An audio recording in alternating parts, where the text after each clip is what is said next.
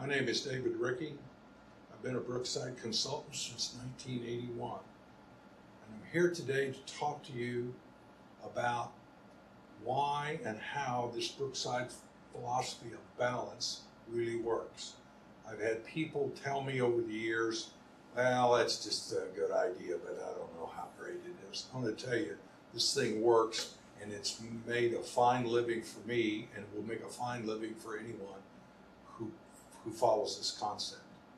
The idea is to do the best job you can for your clients, and this is the most efficient form of crop production that I've ever seen.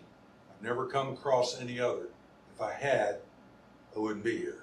I'd be doing that. So we have some examples here of some clients that I've had for a very long time. I have another set of examples here from what is easily my proudest achievement, which is a wheat farm in southern Oklahoma.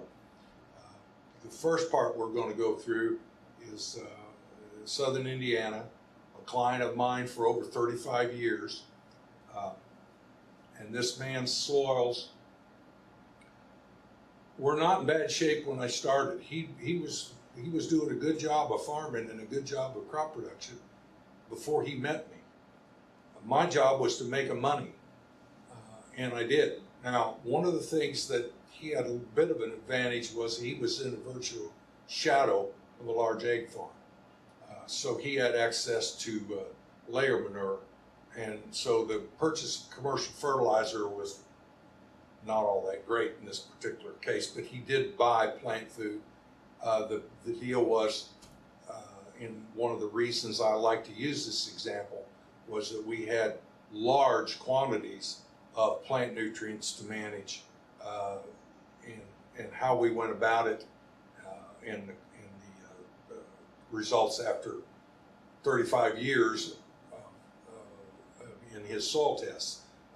You talk about high crop production, and this was an exceptionally high producing farm. And we ended up with soils as good or better than they were 35 years ago when we started. So we'll move on from here to start looking at some of these examples that I talked about. Okay, as you can see, this the Brookside logo. My name is David L. Ricke, and if you want to know what those letters are behind my name, I have daughters that are CPAs and have different suffixes after their name, and I decided I needed one too. So that's mine. I'm not going to tell you what it is right now, but sometime you see me personally, I'll tell you what it is. Now, this is an example of of my Corn Belt farmer. That was a client of mine, and he was one of many, but this is one of the best examples of it. The two columns on the right is 1988. The two columns on the left is 2015. As you can see, the base saturation of calcium is in the 66 to 68% range on all four samples.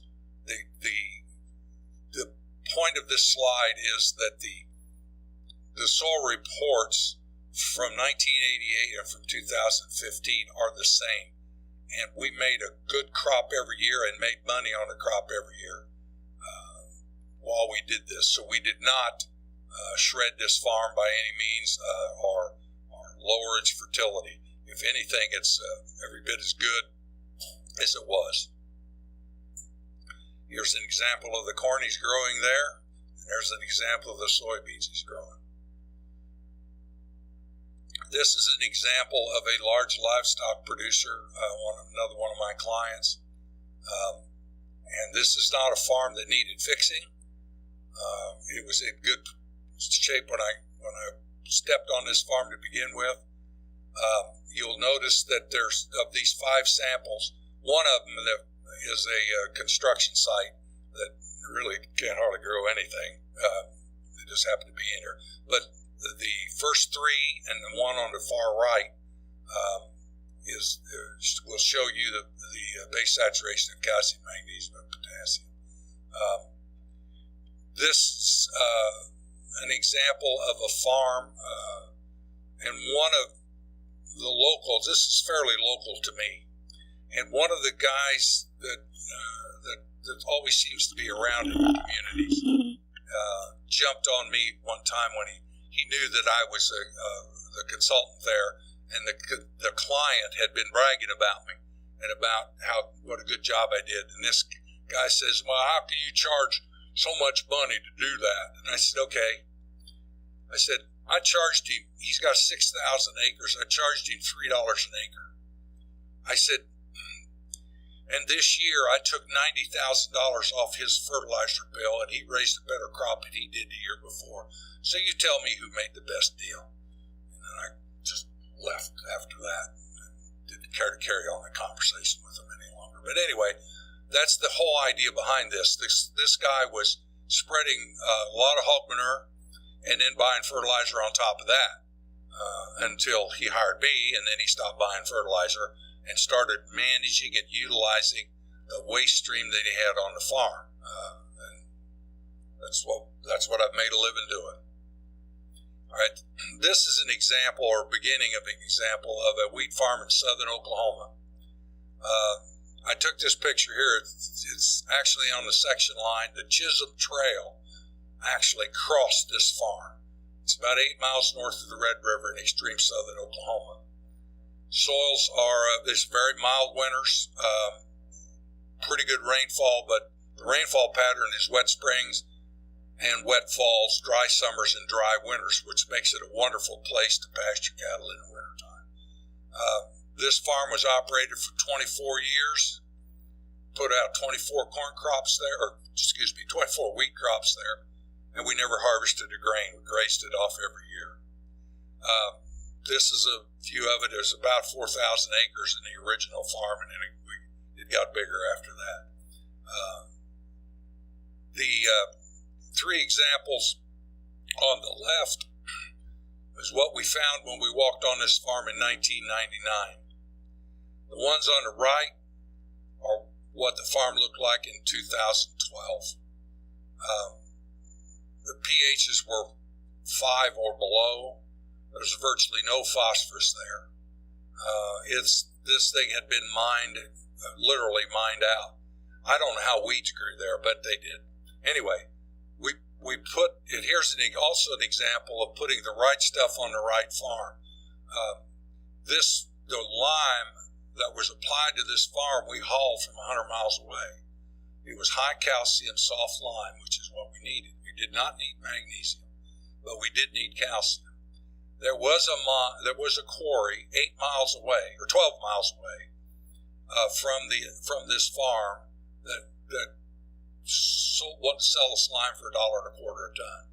We paid $3.50 a ton for this lime and then hauled it 100 miles to get it on this farm. That was a little hard sell to the client the first time around till he saw the results.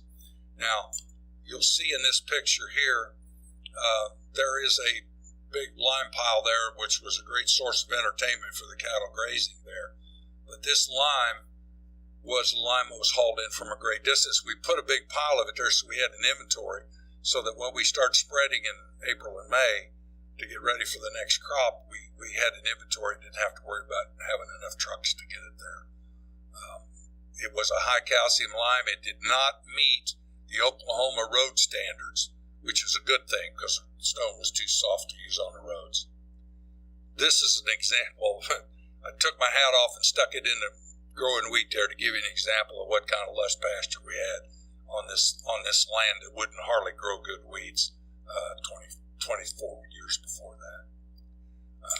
This is an example of pastures. The land undulated. It wasn't dead flat, but it wasn't what you would consider hilly either.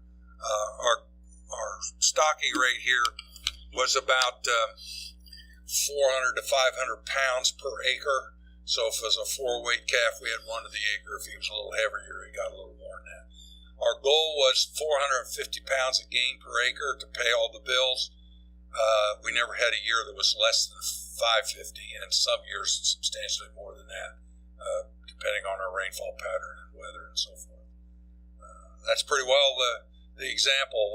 If anybody has any specific questions about this presentation, don't hesitate to call me. My number's in the book, and I'm available all the time. Thank you for your time.